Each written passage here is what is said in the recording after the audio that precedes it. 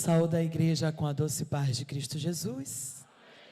Abra a sua Bíblia no texto sagrado do livro profético de Miqueias, capítulo de número 6, versículo de número 2 e versículo de número 3.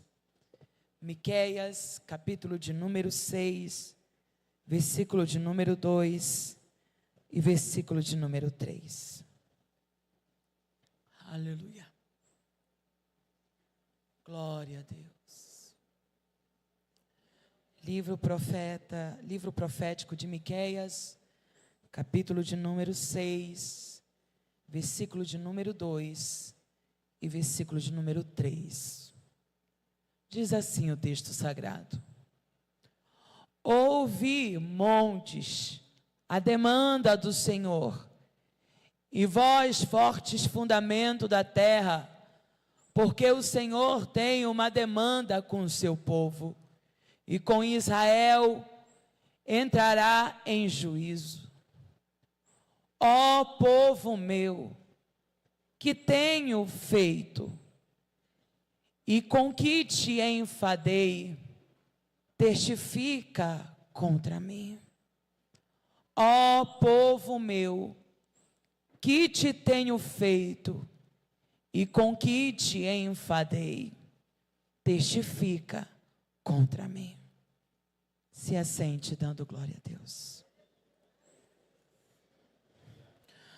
O tema da mensagem que eu trago nesta noite, diga comigo: responde-me.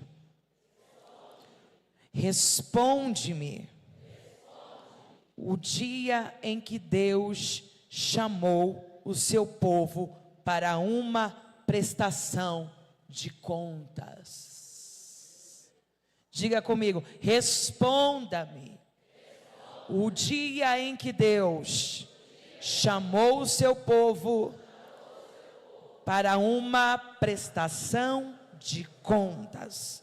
Com base em Miqueias, no capítulo de número 6, versículo de número 2 e 3. No versículo de número 3 é o nosso texto em ênfase. Ó meu povo, dize-lhe claramente, o que é que te fiz de mal e em que te ofendi? Responde-me, o que é que eu te fiz de mal e em que eu te ofendi? Responde-me, o que é que eu te fiz de mal e em que te ofendi? Responde-me.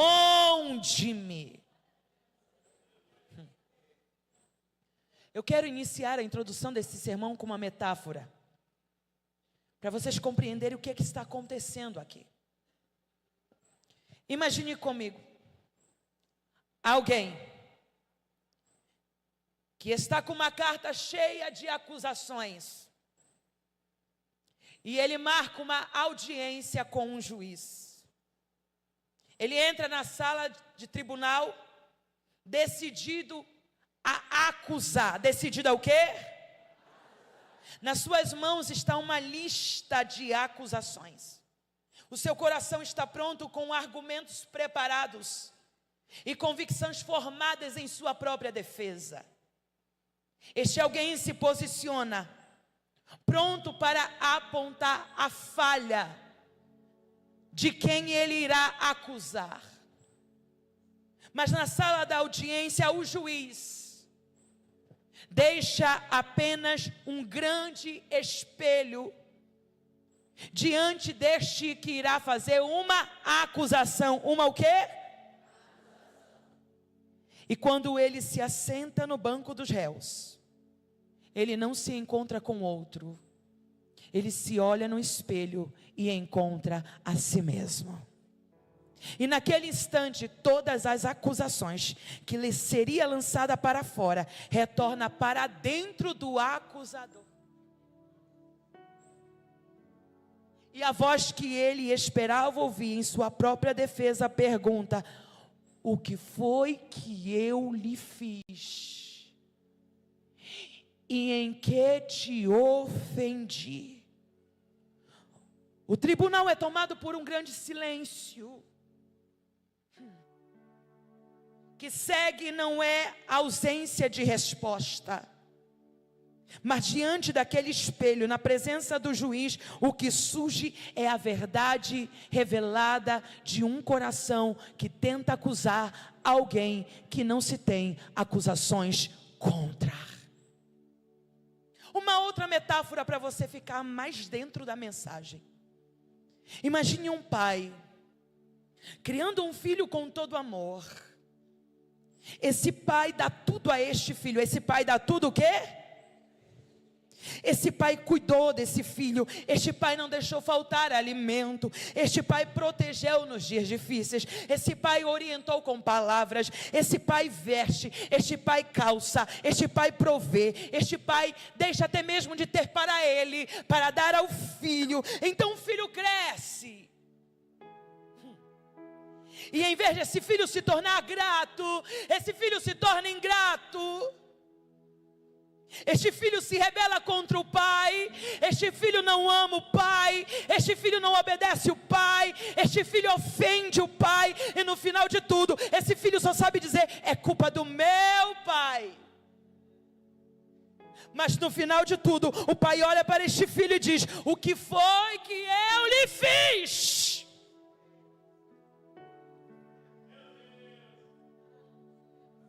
Quando eu te ofendi? Quando foi que eu deixei faltar algo para você? Quando foi que eu não te protegi do inverno ou do calor? Quando foi que você na minha presença ficou sem proteção contra os teus inimigos?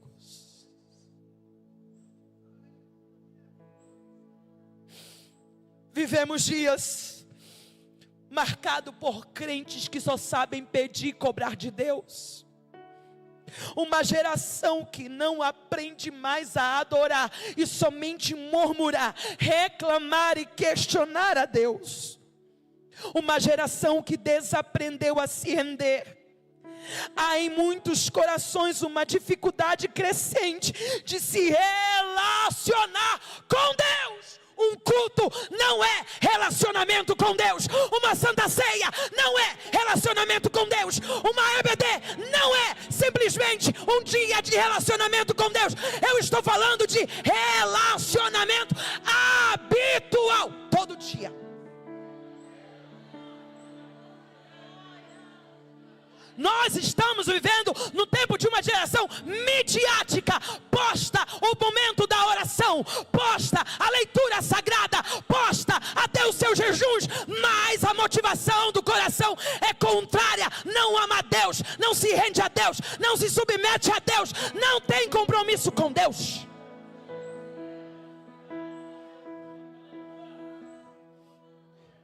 Há uma dificuldade crescente de se relacionar com Deus de forma verdadeira, genuína e de rendição. E isso não é por falta de acesso, mas é ausência de entrega e submissão a Deus. Nós temos visto uma espiritualidade onde o homem se coloca no centro e Deus está sendo não mais tratado como Senhor, mas como alguém que deve satisfazer a nossa expectativa ególatra. Faz para mim, resolve para mim, cuida de mim, trata em mim, compra em mim, promessa em mim, bênção para mim, vida para mim, saúde para mim, tudo para si mesmo. E para Deus não tem nada de volta. Orações que se tornam exigências, e a fé muitas vezes é reduzida a uma lista de pedidos. Então Deus passa a ser visto como um gênio da lâmpada, alguém que existe não para se relacionar, mas alguém que existe somente para sair de vez em quando e atender os teus pedidos caprichosos, meus irmãos. E quando isso não acontece, sabe o que gera no coração? Frustração, acusações silenciosas e até rebeldia no coração contra Deus. Nesse cenário, cresce uma perigosa inversão de princípios e valores bíblicos e espirituais da doutrina cristã. Homens e mulheres que só sabem apontar falhas, mas não sabem reconhecer as suas próprias. Que questionam os caminhos de Deus, mas não examinam a sua própria infidelidade. O coração se torna endurecido, a ingratidão se disfarça de autojustiça própria. Contudo, essa não é uma realidade nova, não é de hoje que isso acontece. Isso não é novo, isso é antigo. Porque desde a antiguidade, o povo de Israel vivia nesse ciclo vicioso. Pecavam contra Deus, afastavam-se de Deus, se afastavam dos seus caminhos, mas não reconheciam sua condição. Colhiam seus frutos amargos de suas próprias escolhas erradas. E foi nesse contexto que o Senhor, por meio do profeta Miqueias, estabelece uma cena impactante diante dos nossos olhos. Um tribunal. Ó meu povo, responde-me, o que foi em que eu te cansei, e em que eu ofendi vocês? Essa pergunta de Deus aqui ao seu povo, não é uma confissão divina. Deus não precisa se autodefender. Mas é uma revelação da fidelidade de Deus, trazendo à existência a infidelidade dos nossos corações. É um contraste entre o amor de Deus contra a nossa ingratidão. É um contraste do conhecimento de Deus, de seus planos perfeitos, contra a nossa falsa segurança. É um contraste de quem Ele é e de quem nós somos. Charles Spurgeon escreveu dizendo: se Deus perguntasse hoje, em que te enfadei, o silêncio do homem seria a mais alta prova de que Ele sempre foi bom. Vou repetir, Charles Spurgeon, comentando esse versículo, ele escreve dizendo: se Deus perguntasse hoje, agora, a qualquer um que está aqui, a cada um de nós, em que te cansei, em que te enfadei, o teu silêncio seria a resposta suficiente para dizer para Deus: em nada, porque em todo momento tu és bom.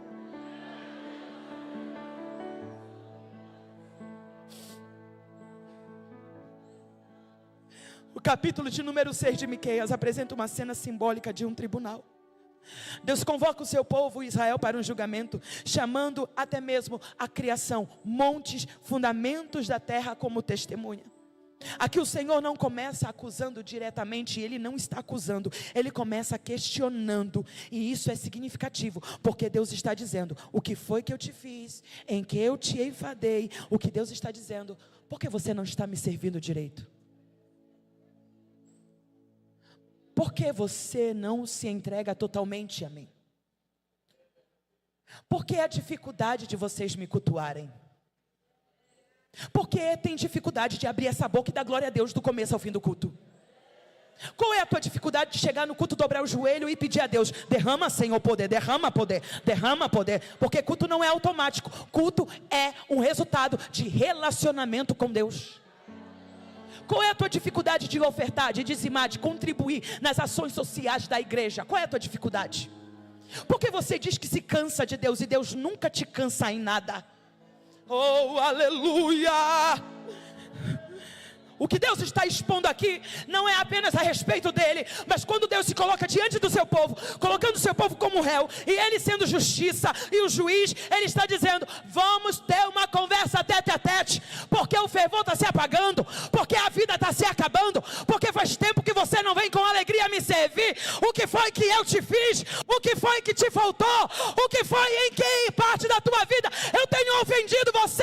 Não, Deus não tem nos feito nada, mas nós temos feito tudo contra Ele.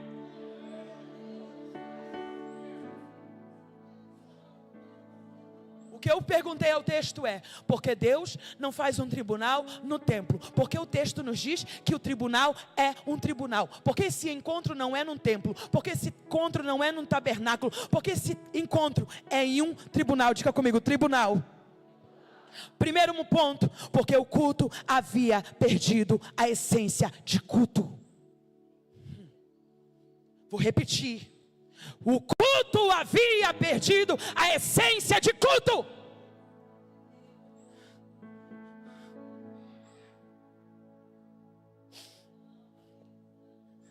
O templo representava adoração, sacrifício e encontro com Deus. Mas Israel continuava indo ao templo sem coração, sem essência, sem verdade, sem sinceridade. E quando o culto se torna vazio, sabe o que Deus faz? Ele muda o cenário de encontro.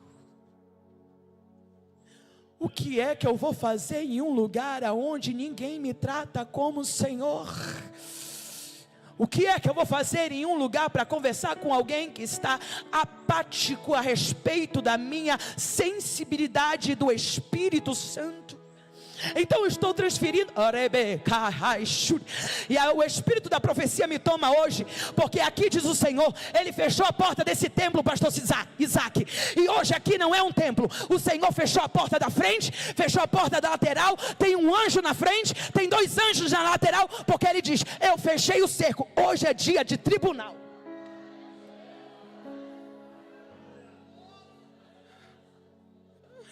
Quando o culto se torna vazio, Deus muda o cenário. E em vez de receber adoração, Deus estabelece um julgamento. Porque não havia mais verdade na adoração e nem no altar. Existem cultos que Deus faz um ultimato à igreja. É como se Deus deixasse as questões mínimas passarem. Ele avisa, Ele conversa, Ele envia pregador, Ele envia profeta, mas o povo não se ajeita, continua do mesmo jeito, e o tempo vai passando, mas chega um dia no calendário de encontro com Deus, que Ele fecha o templo e cria um tribunal. Porque Deus não queria rituais, Deus queria expor a verdade de um coração. No templo o povo oferecia sacrifícios, ofertas, práticas pacíficas, religiosas. Mas há uma diferença de templo para tribunal. Porque no templo eu maqueio a minha falsa adoração com pequenas ofertas. No templo eu maqueio a minha falta de entrega com simples levantar de mão. E diante de Deus nós pensamos: está tudo bem, Ele já viu a minha mão se levantando. Porque no templo eu jogo a minha oferta e digo: pronto, por hoje prestação de conta finalizada com o reino. Mas há uma diferença, porque enquanto o templo apresenta o sacrifício e oculta o coração, no tribunal não tem encenação, não tem negociação, não tem aparência, só tem a verdade sendo exposta. Sabe o que Deus faz com esse povo? Ele tira do templo e leva para um tribunal. Porque no templo é um ambiente seguro, onde todos sabiam se mover com a liturgia cultual. E até hoje nós aprendemos a se mover. E o Espírito Santo sopra aqui, mas tem um porém: aprenderam a se mover sem eu me mover com vocês. Vou repetir mais uma vez. E uma nuvem de temor toma esta casa. Vocês aprenderam a fazer agenda, vocês aprenderam a organizar, vocês aprenderam a fazer um calendário anual, vocês aprenderam a pregar, vocês aprenderam a reger, vocês aprenderam a cantar, vocês aprenderam a tocar, mas não aprendam isso, não fiquem no lugar de segurança cultural, se aprendam a mover, mas se movam quando eu me mover, e quando eu me mover, se movam em espírito.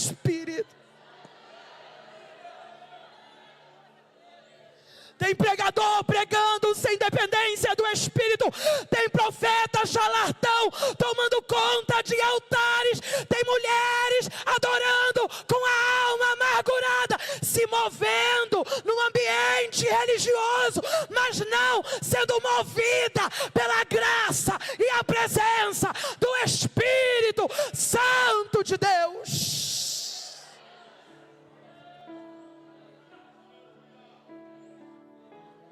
Levante a mão comigo, porque eu sinto uma graça de Deus.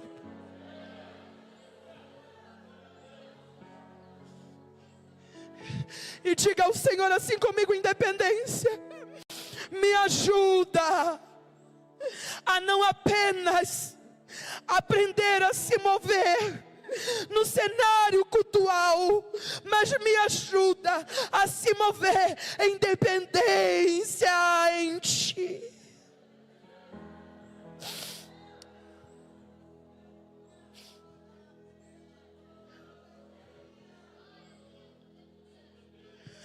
O dia que eu pregar o que eu sei, o que eu quero, eu não presto para servir a Deus.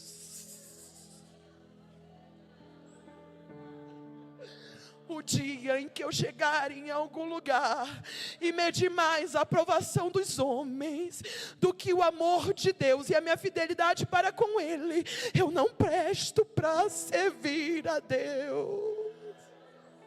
Se um dia eu andar pensando mais se a porta ficar aberta, e em vez de eu me arriscar, sabendo que eu posso perder uma porta, mas eu ganho a porta do céu, eu sei que eu não estou apenas andando num ambiente que eu conheço, mas eu estou andando com aquele em que eu amo e adoro.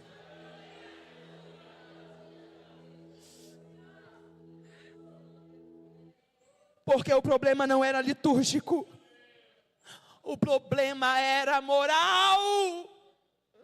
Israel não precisava de mais um culto, Israel precisava de um confronto. Israel não precisava mais de um sacrifício, Israel precisava rasgar o coração. Israel não precisava de mais uma cerimônia, Israel precisava de um confronto face a face com Deus. Eles precisavam de arrependimento, de alinhamento, de transformação no coração, o amor em ato de misericórdia. O templo tratava a forma de adorar, mas o tribunal tratava a culpa e a responsabilidade. Por que não estão me adorando mais? O tribunal revela o que o templo escondia. O templo esconde a falsa santidade. O templo esconde a rotina religiosa. O templo esconde a incoerência. Mas o tribunal não tem como esconder nada. No tribunal tudo vem à luz. As intenções são reveladas. A consciência é confrontada. Deus não rejeitou o templo. Ainda temos o lugar de culto. O que Deus estava rejeitando era a falta de verdade do povo para com Ele. E sabe o que vai ser exposto nesse tribunal? Deus vai tratar alguns problemas de Israel aqui. Após a convocação, o Senhor relembra a Israel de tudo o que ele fez. A libertação do Egito, o direcionamento no deserto, o livramento sobrenatural. O tribunal relembra aquilo que Israel esqueceu dentro do templo. Deus me libertou, me tirou da mão do Egito, de Faraó. Deus me conduziu 40 anos pelo deserto. Ele transformou as palavras de Balaão que era maldição em bênção. E existem pessoas que estão aqui assim. A mente já está tão cauterizada que não recorda mais dos benefícios do Senhor. E por isso cessou o louvor, e por isso sumiu a alegria, e por isso você está aqui no modo avião. Entra no templo, veste a beca, levanta, canta, senta, bênção apostólica, vamos embora. Põe o terno, põe a gravata, culto, vamos embora. Afina o instrumento, toca o instrumento, senta no banco, bênção apostólica, vamos embora. O pregador prega, o cantor canta, o profeta profetiza, tira a oferta, vamos embora. Eu estou mentindo, igreja? E depois no final do culto vão falar assim: poxa, poderia ter acontecido mais. Poderia. Aí Deus responde: o que foi que eu fiz a vocês? Em que eu ofendi vocês? O problema de vocês não é que eu me tornei ausente. O problema de vocês é que vocês se afastaram de mim com seu modo automático, modo avião e modo frio na fé. Mas se vocês nessa noite entenderem que Ele está com o céu aberto e que Ele pode fazer mais, entra no tribunal e abre o coração.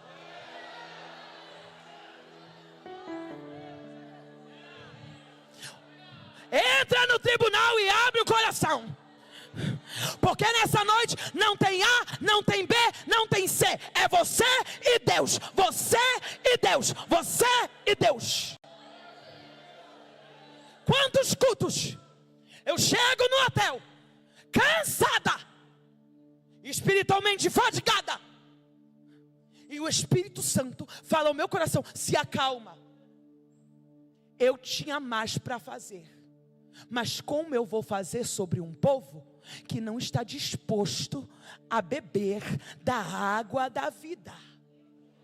E durante os seus cultos se contentam com conta-gotas, enquanto Deus está pronto para abrir as comportas do céu e derramar chuva de bênção, chuva de poder, chuva de batismo, chuva de dons, chuva de ministério, chuva de cura, chuva de libertação. Como igreja, Deus vai se mover em um ambiente em que Ele não é convidado como Deus.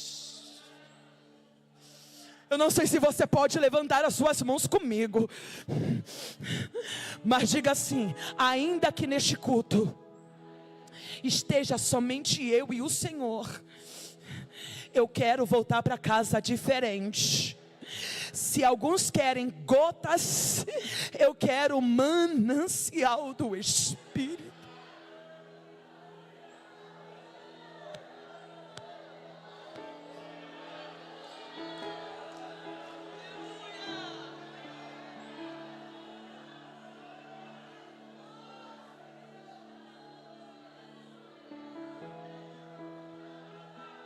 No tribunal eu te lembro quem eu sou. No tribunal eu te lembro o porquê você se esqueceu de mim. No tribunal eu te trago para uma audiência, para que nesse banco, nessa cadeira, você entenda: Deus não falhou, Deus é o mesmo, Deus não errou, mas eu pequei, eu esfriei, eu errei, eu falhei. A culpa é minha de não estar mais aonde Deus quer que eu esteja. Tecladista, vem comigo. Que vontade de te adorar, que vontade de ficar aqui e te adorar, simplesmente te adorar.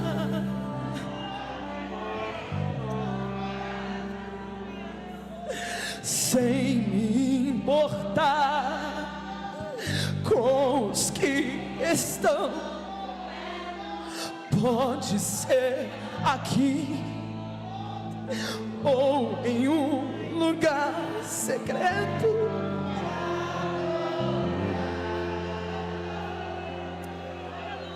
Simplesmente te adorar.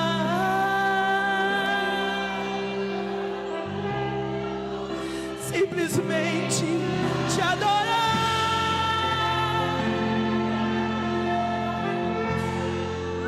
simplesmente.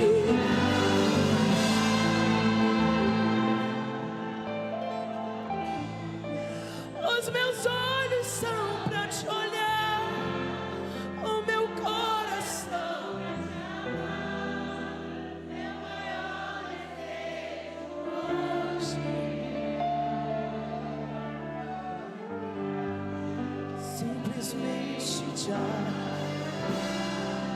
No templo o povo se tornou religioso e ativista, mas no tribunal Deus lembra algo que Ele escreve no livro de Ezequiel. Lembra que quando eu te encontrei, você estava jogado nos seus trapos de imundície, mas eu te colhi no meu colo, eu te esfreguei com sal grosso, eu envolvi você em faixas, eu nutri você, Israel, eu cuidei de você, Israel. E com o passar do tempo eu voltei a te visitar. E no dia dos teus amores, você estava se deitando com outros ídolos. Vocês não me esperaram. Eu coloquei uma coroa na cabeça de vocês. E eu vesti vocês com túnicas talares. Mas vocês me tiraram do coração e colocaram ídolos. Então Deus pergunta: o que é que eu não fiz por vocês, que eu não poderia ter feito?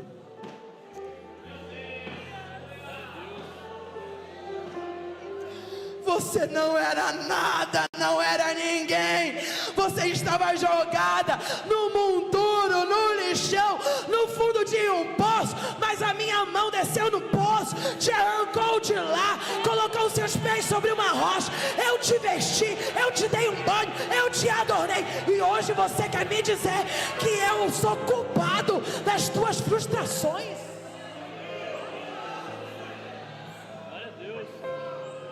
Eu sou culpado de você ser tão indiferente. Eu sou culpado. Mostra-me aonde foi que eu errei com vocês.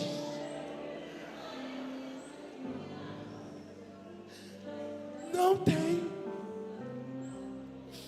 porque não tem como condenar aquele que é santo. Não tem como apontar falhas naquele que é perfeito. Não tem como apontar erro naquele que é eterno, que sabe o começo, o meio e o fim de todas as coisas.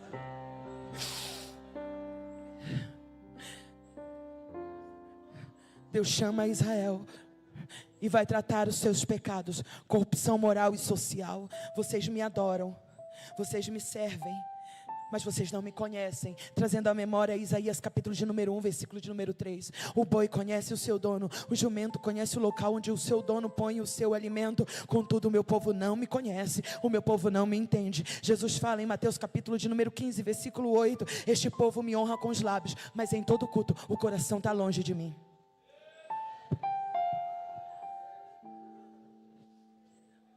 Deus expõe a inversão espiritual. Israel chega ao ponto de questionar a Deus. Eles colocam Deus como servo e eles como senhores. O tribunal vai expor essa inversão de valores espirituais. O homem se coloca como juiz e Deus é tratado como réu, mas na verdade quem está sendo julgado é o coração dos homens. Deus condena a prevaricação espiritual de Israel. Omissão, saber que deve fazer o bem e não faz. Saber que deve acolher e não acolhe. Saber que deve abençoar e não abençoa. Saber que deve amar e não ama. Saber o que é prevaricação espiritual é saber o que deve ser feito e ainda não se fazer. Deus diz a Israel: eu não quero seu sacrifício, eu nunca alcancei vocês com isso, eu nunca pedi isso a vocês, mas eu quero que vocês amem, socialmente cuide dos pobres e tenha misericórdia por eles.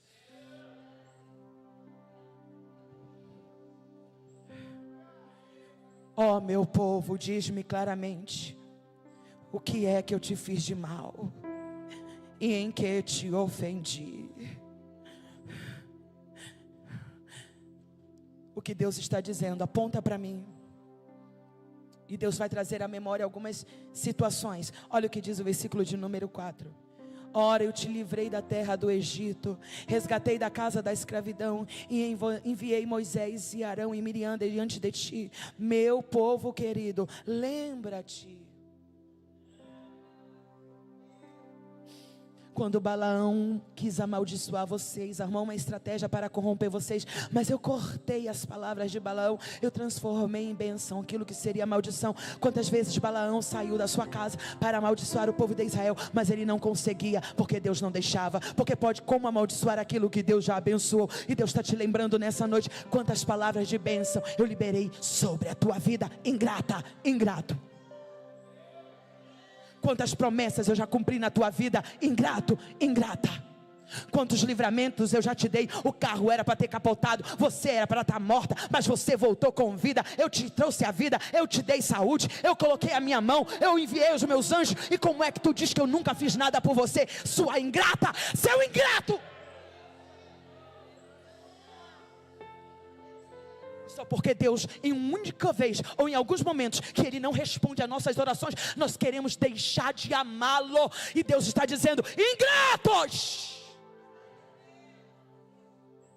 Porque eu te vesti quando você não tinha roupa, eu te calcei quando você não podia se calçar, eu enviei alimento na porta da tua casa, quando você não tinha nem arroz, nem feijão, e quem sabe só fubá para comer, eu mandei carne na porta da tua casa, eu enviei pão, e como que agora tu esquece quem eu sou na tua vida? Quando Deus lembra a Israel de todo o livramento na terra do Egito, Deus está lembrando a eles, ei, por causa de vocês, eu manifestei a minha glória.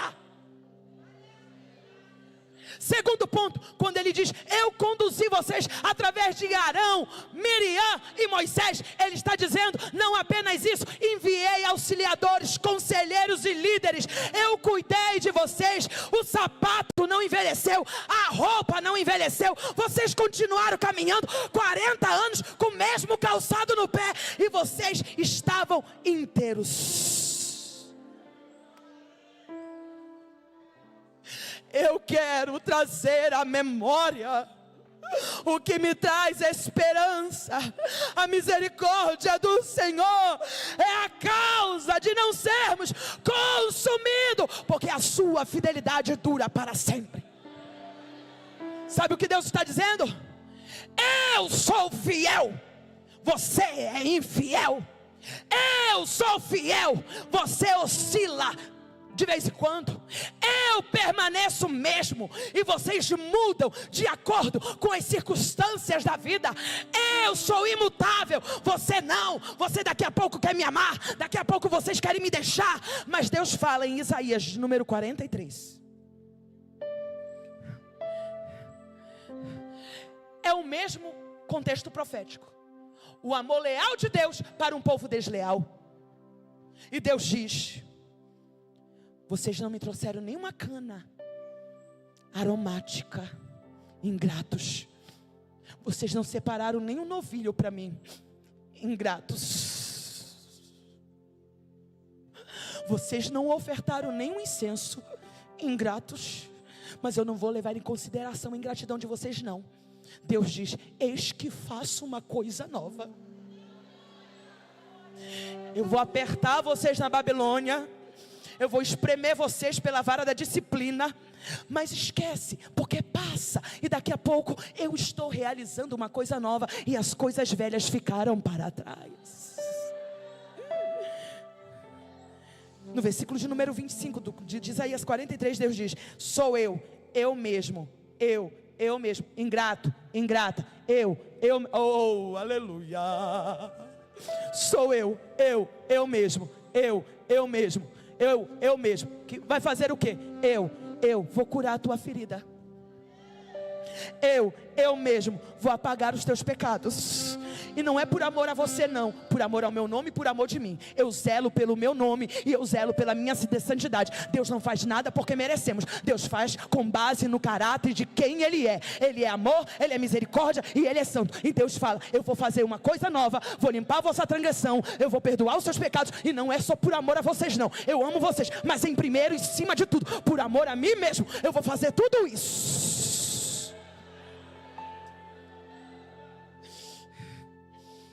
Relembra do teu passado.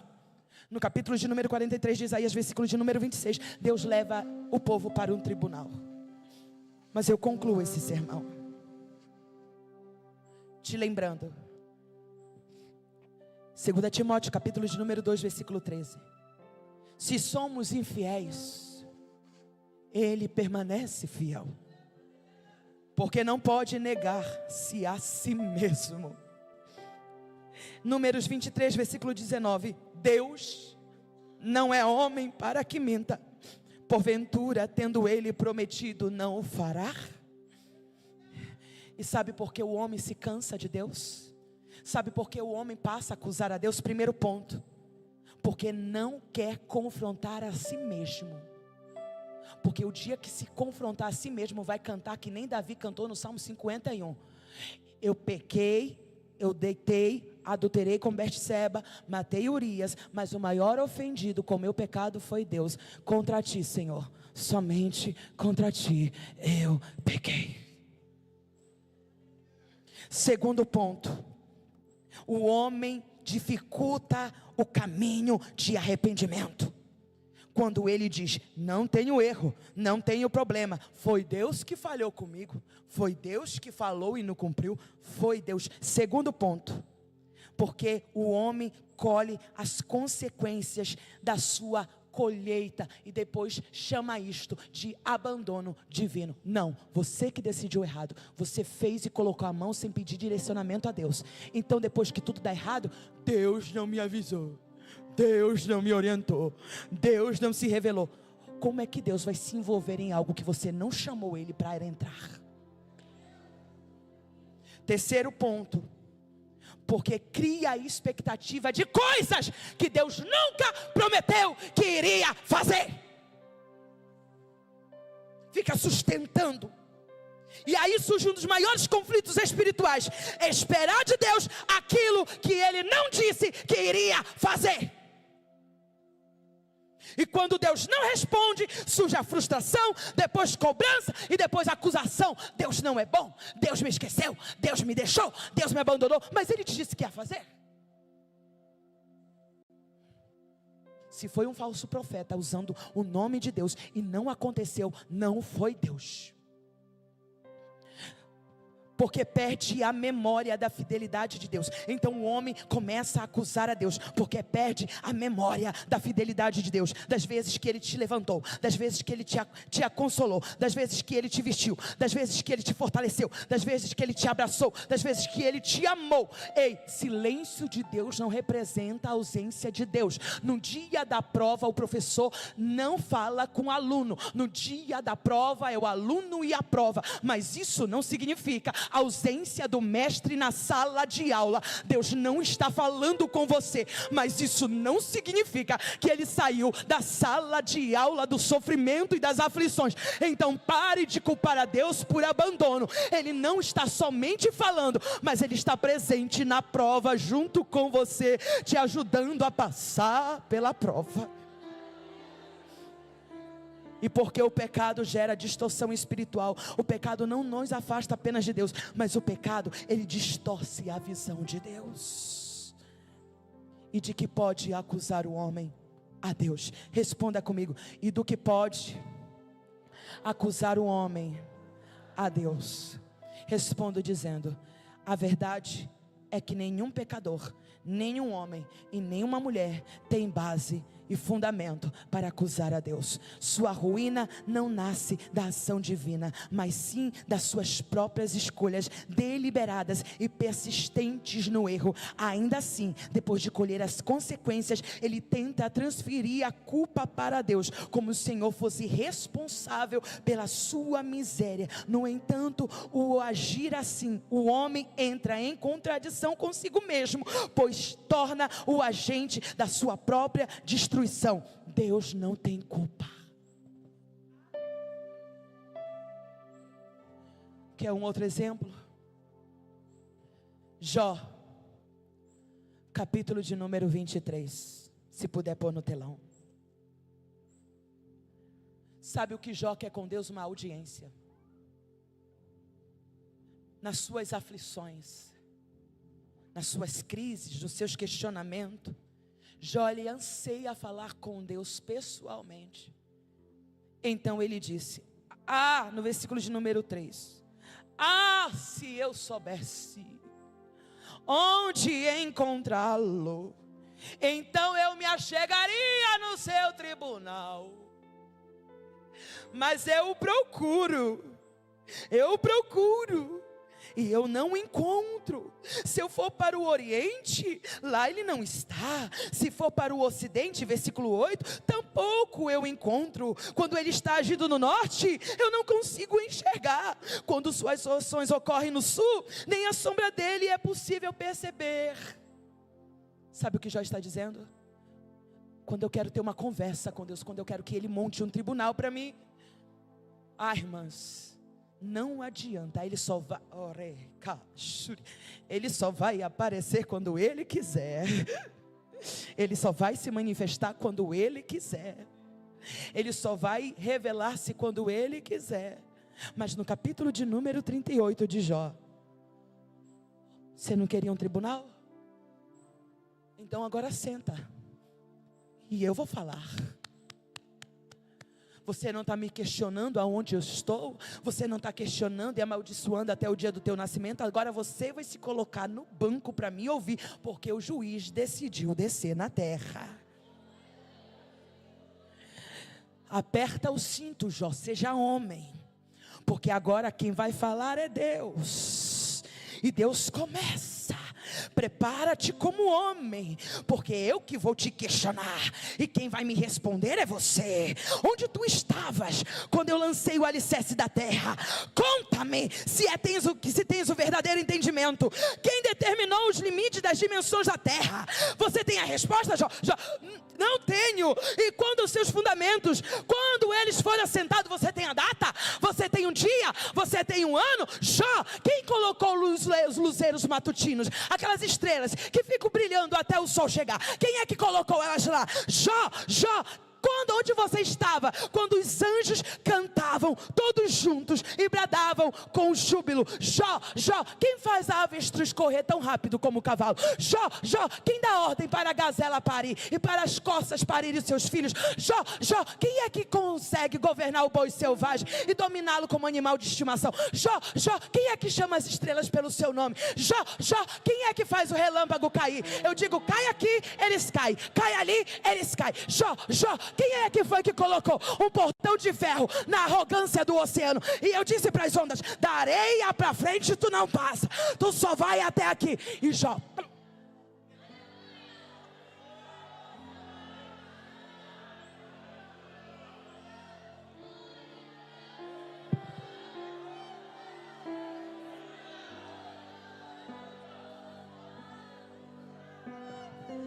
eu coloco a minha mão na boca, porque tudo tu podes e nenhum dos teus planos.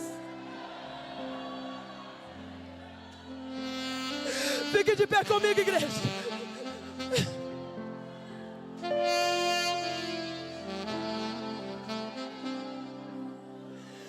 O que Jó está dizendo? Tu és Deus. Eu ansiei por esse tribunal porque eu queria justificar a mim mesmo. Mas como vou me defender de alguém que é bom e perfeito? Eu não entendo os teus planos, eu não sei como tu estás trabalhando, mas uma coisa eu sei: tu és Deus e eu sou homem. Um minuto para você levantar as tuas mãos.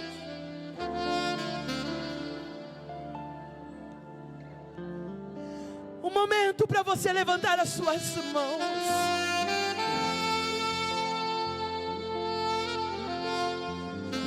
Magno.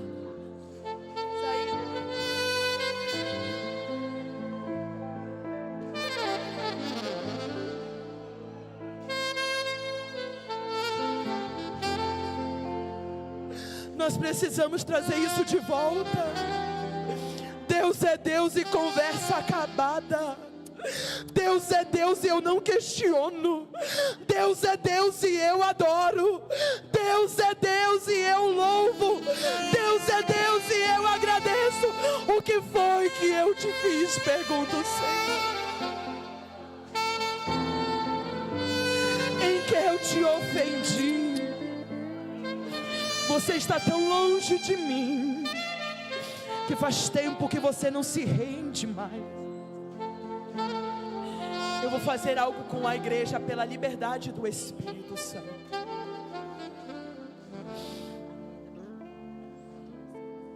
Aí onde você está, eu não vou chamar ninguém aqui à frente não, eu vou encerrar minha participação.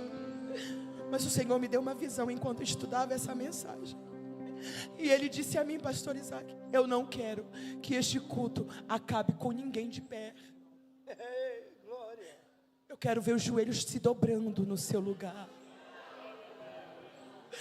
E você vai se dobrar no seu lugar aí, se você pode fazer isso. E Deus vai perguntar a você: o que foi que eu te fiz? Em que momento eu te ofendi? Eu vou repetir mais uma vez. Você vai dobrar o seu joelho no seu banco. E nós vamos terminar esse culto de joelhos. Se você pode fazer isso, tiver saúde para isso, não sente. E você vai fazer uma oração de entrega. Eu vou me ajoelhar aqui no púlpito também. Porque diz o Senhor, esse congresso não vai acabar como vocês esperaram.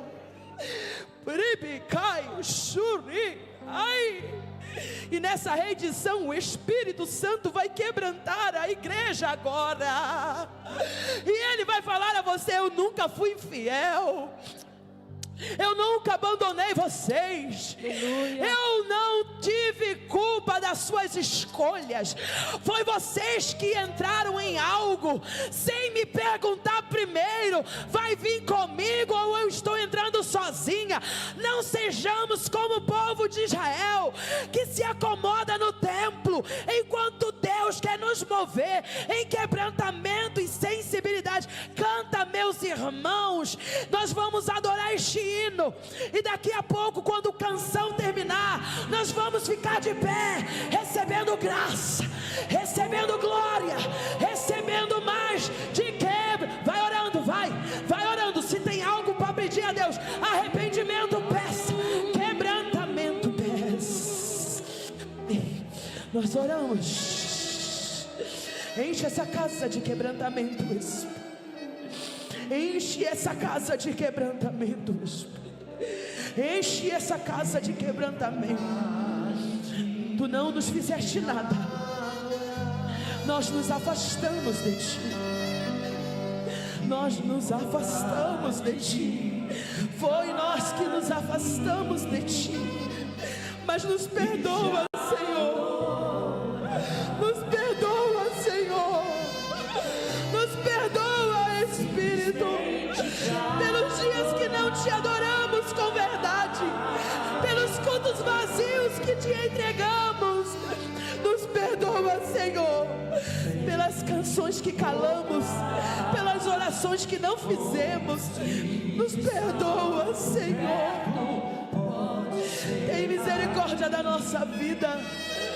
Tenha misericórdia da nossa família. Nos dá quebrantamento de alma. Nos tira da apatia espiritual. E nos enche. Nos enche. Nos enche. Nos enche. Tu és bom. Tu és bom. Tu és bom, Deus. Tu és santo. Tu és maravilhoso. Ah, Deus. Os meus olhos são em nós a defesa, em nós a falha, mas Tu és Deus. Meu maior desejo. Tu és Deus. Tu és Deus. Tu és Deus. Oh Deus, eu não Te questiono, eu Te adoro. Assim como Jó, eu sei que nenhum dos Teus planos serão frustrados. Eu não entendo agora, mas amanhã eu entenderei. Tu és Deus, Tu és Deus, Tu és Deus, Tu és Deus, Tu és Deus, Tu és Deus. Fique de pé, igreja. Vai ficando de pé, vai ficando de pé. Vai sendo cheio da glória. Vai sendo cheio da glória. Olha a glória de Deus entrando. Olha a glória de Deus entrando. Olha a glória de Deus entrando. Recebe dessa glória. Recebe dessa graça. Simplesmente te adorar. Diga, diga. Sem me importar. Diga, eu não quero me importar. Com os que Se você pode, pegue na mão desse irmão contigo e diga: Deus é Senhor da nossa vida. Ele é Deus. Ele é Deus. Ele é Deus. Ele é Deus. Ele cuida. Ele te protege. Ele te ama. Ele te abraça. Recebe, minhas irmãs. Simplesmente te adorar. Simplesmente te adorar.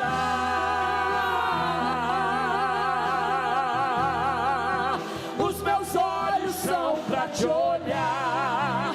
O meu coração pra te amar. Maltratei vocês. Meu maior desejo. Em que eu ofendi vocês? Em nada. Em nada.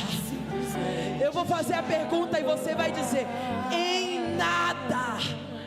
Eu vou fazer a pergunta e você vai dizer: em nada. Foi a minha fé que esmureceu. Foi eu que me afastei. Em nada, Deus, em nada. Eu vou perguntar: em que eu ofendi vocês? Em que eu fiz mal a vocês? Em que dia eu deixei vocês? Nunca, nunca. Recebe o abraço do Espírito. Recebe o abraço do Espírito. Recebe o pastorizado. Santo, tu és santo.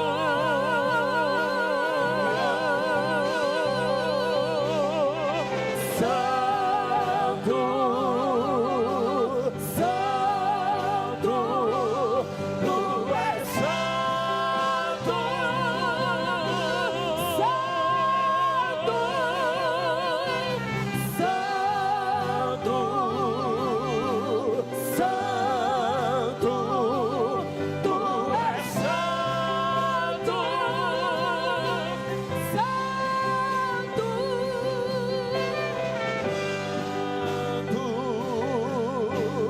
santo, tu és santo. Simplesmente te adorar. Simplesmente te adorar.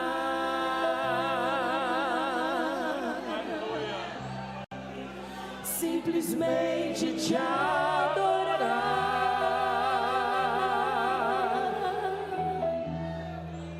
Os meus olhos são pra te olhar. O meu coração pra te amar, meu maior desejo